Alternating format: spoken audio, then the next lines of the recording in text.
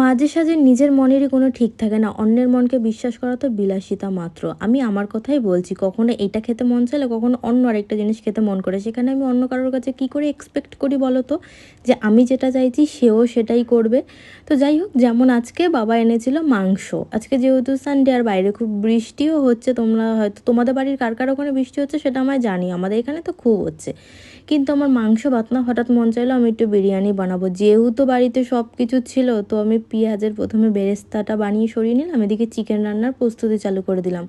মোটামুটি সব মশলাপাতিই আছে বাড়িতে, তাই বললাম ঘরোয়া উপায় একদম সিম্পলভাবে সাধারণভাবে আমি একটুখানি বিরিয়ানি রান্না করি। দেখো এখানে অলরেডি আলু ভেজে তুলে নিয়েছি, এই হচ্ছে চিকেনটা আমি সকালেই ম্যারিনেট করে রেখে দিয়েছিলাম। এখন এই চিকেনটা আমি ভালো করে কষিয়ে নিচ্ছি।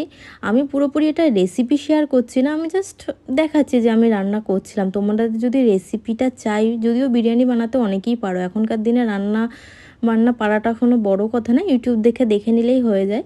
তো বিরিয়ানি এখানে আমার রেডি, আমি দমেও বসিয়ে দিয়েছিলাম, তখন আমি ভিডিও করতে অ্যাকচুয়ালি ভুলে গেছিলাম, কিন্তু বিরিয়ানিটা খেতে কিন্তু খুব অসাধারণ হয়েছে।